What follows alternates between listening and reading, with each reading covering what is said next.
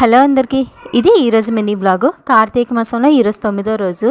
మార్నింగే లేచి దేవుడికి దీపారాధన అయితే చేశాను. 3 రోజుల నుంచి వర్షాలు ఫుల్గా పడుతున్నాయి కదా. పిల్లలకి ఈరోజు కూడా స్కూల్ హాలిడే అయితే ఇస్తారు. డైలీ కూడా పిల్లలు స్కూల్కి వెళ్ళిన తర్వాత అయితే టెంపుల్కి అయితే వెళ్ళేదాన్ని. ఇంకా వర్షం ఎప్పుడు పడుతుందో తెలియదు కదా. మార్నింగ్ పడడం లేదు, మళ్ళీ 8 నుంచి స్టార్ట్ అవుతుంది. ఎందుకులేని మార్నింగే వెళ్ళిపోయాను. నేను ఈరోజు వెళ్ళేసరికి అయితే దేవుడికి హారతి అయితే ఇస్తున్నారు. ప్రదక్షిణాలు చేసి దేవుడి దగ్గర హారతి తీసుకున్న తర్వాత అయితే గంట స్తంభం దగ్గర దీపారాధన అయితే చేశాను. ఎప్పుడు కూడా దీపారాధన చేసిన తర్వాత హారతి తీసుకునేదాన్ని, కానీ ఈరోజు బేనే తీసుకున్నాను.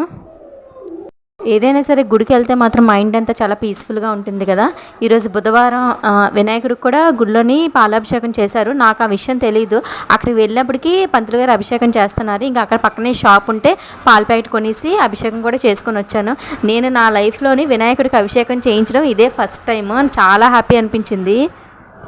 వినాయకుడి గుడికి వెళ్ళా సరే నార్మల్గా దండం పెట్టుకొని వచ్చేసే వాళ్ళని. ఈసారి అయితే అభిషేకం చేయించుకున్నాను. ఇంకా అభిషేకం అయిన తర్వాత మా ఊరు గుడిలోని శివకోటి అలానే రామకోటి బుక్స్ ఉన్నాయి కదా. ఒక బుక్ అయితే రాశాను, ఒక బుక్ కాదు ఒక పేజీ అయితే రాసి వస్తున్నాను. ఎప్పుడు వీలైతే అప్పుడు రాస్తున్నాను. ఈరోజు కూడా వీలు పడింది, అందుకే ఈరోజు కూడా రాశాను.